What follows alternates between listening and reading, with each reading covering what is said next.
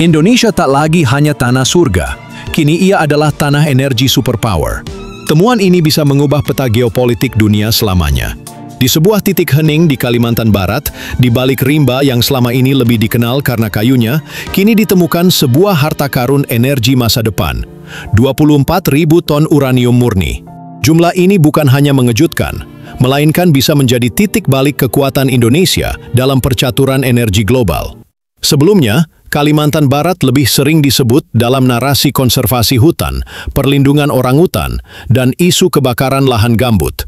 Namun hari ini, narasi itu berpotensi berubah total. Dari wilayah konservasi menjadi kawasan strategis nasional energi masa depan. Cadangan uranium sebesar ini membuka bab baru dalam buku sejarah Indonesia.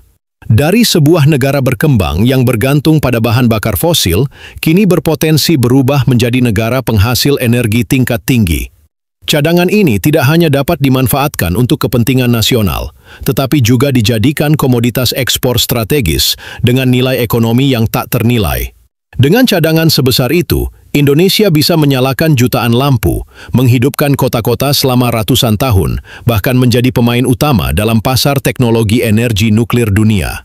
Mari kita bicara angka. 1 kilogram batu bara hanya mampu menyalakan satu lampu 100 watt selama 4 hari. Tapi 1 kilogram uranium, ia bisa menyalakan lampu yang sama selama 180 tahun.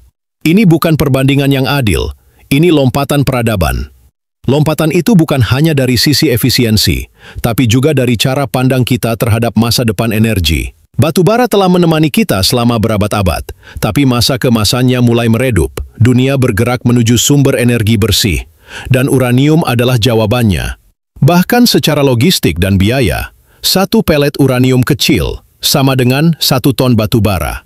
Biaya operasional PLTN sama dengan setiga biaya PLTU. Limbah PLTU, 1000 MWE selama 1 tahun, menghasilkan 320.000 ton abu beracun.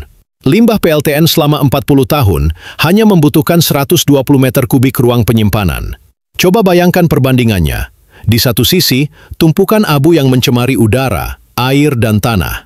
Di sisi lain, limbah yang dapat dikendalikan dalam volume kecil dan bisa diamankan secara sistematis selama puluhan tahun. Ini adalah momen untuk beralih, untuk meninggalkan era kelam polusi dan memasuki era baru energi bersih. Uranium tidak hanya lebih efisien, ia lebih bersih, lebih ringan, lebih murah, dan lebih strategis secara geopolitik. Dalam dunia yang makin haus energi, uranium bukan hanya sumber daya, ia adalah kartu truf. Negara-negara seperti Iran, Rusia, dan China memahami ini. Kini, Indonesia juga memilikinya.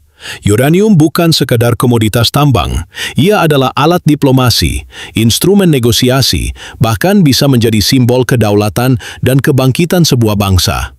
Kita hanya perlu melihat bagaimana negara-negara penguasa nuklir menggunakan uranium sebagai pengungkit kepentingan strategis mereka di dunia internasional. Dengan 24.000 ton uranium, Indonesia tidak hanya bisa mencukupi energi sendiri, tetapi juga menjadi eksportir energi nuklir dunia. Dalam percaturan global, siapa yang menguasai energi, menguasai dunia. Tak pelak, ini akan mengubah kalkulasi. Negara-negara besar kini harus bernegosiasi ulang dengan Indonesia. Proyek strategis seperti Belt and Road Initiative akan menimbang ulang jalurnya. ASEAN bisa berubah wajah dengan Indonesia sebagai pemimpin energi kawasan. Apa artinya ini secara praktis? Indonesia bisa menawarkan kerjasama nuklir kepada negara-negara tetangga, bisa menyuplai bahan bakar nuklir untuk Asia Tenggara, bisa memimpin konsorsium energi bersih ASEAN, bahkan bisa memegang veto energi regional. Bayangkan jika 1% saja dari uranium itu digunakan, Indonesia dapat membangun pembangkit listrik bertenaga nuklir yang menyuplai jutaan rumah selama dekade ke depan, tanpa polusi, tanpa ketergantungan batu bara, dan tanpa harga mahal. Ini bukan hanya mimpi, ini skenario nyata. Dari Aceh sampai Papua, setiap desa bisa menikmati listrik tanpa takut tarif melambung atau pasokan terputus. Industri dalam negeri pun bisa tumbuh pesat karena kestabilan pasokan energi. Ini saatnya menyusun ulang visi energi nasional. Ini saatnya membalik skenario. Indonesia tidak hanya dijadikan pasar energi, tapi menjadi produsen dan penentu harga. Untuk itu, diperlukan strategi nasional yang terstruktur, investasi dalam riset dan pengembangan reaktor generasi baru, kolaborasi dengan negara maju dalam pengelolaan uranium secara damai, pelatihan SDM lokal untuk membangun keahlian nuklir dari hulu ke hilir, pendekatan diplomatik proaktif di forum-forum energi internasional. Jangan heran jika dalam waktu dekat, perusahaan-perusahaan energi nuklir global, diplomat asing, dan bahkan kekuatan militer dunia mulai melirik Kalimantan Barat. Karena temuan ini bukan sekedar berita, ini adalah alarm. Ini adalah lonceng perubahan. Dunia tengah mencari alternatif energi fosil, dan Indonesia bisa menjadi jawabannya. Tapi kita harus waspada, karena di balik potensi besar selalu ada risiko eksploitasi. Alarm bahwa Indonesia duduk di atas emas baru peradaban, uranium. Dan seperti emas, uranium akan mengundang perhatian, persaingan, bahkan mungkin infiltrasi. Maka Indonesia harus mempersiapkan semua aspek. Sistem pengamanan kawasan pertambangan strategis, Badan Otorita Khusus Pengelolaan Uranium, peraturan perundangan yang menjamin penggunaan damai dan transparan, penguatan kedaulatan energi melalui Badan Energi Nuklir Nasional yang ditingkatkan status dan kapabilitasnya. Temuan ini bisa menjadi berkah atau petaka. Ia bisa mendorong kemandirian energi atau menjadi sumber ketamakan dan konflik. Kuncinya ada di tangan kita. Apakah kita hanya akan jadi pengebor atau menjadi penguasa rantai nilai nuklir dunia? Indonesia tidak boleh mengulangi kesalahan masa lalu, menjadi eksportir bahan mentah tanpa menguasai hilirnya.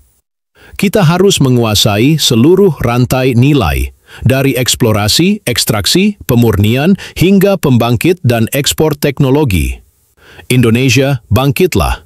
Dunia sedang menyaksikan. Kita tidak sedang menghadapi hanya sebuah peluang energi. Kita sedang menghadapi kesempatan untuk menulis ulang narasi peradaban. Untuk berdiri sejajar dengan negara-negara besar, bukan karena jumlah tentara, tetapi karena kekuatan energi bersih yang kita miliki. Temuan ini menuntut perenungan kolektif sebagai bangsa. Ini saatnya menyatukan visi lintas partai, lintas kementerian, dan lintas generasi demi tujuan energi nasional.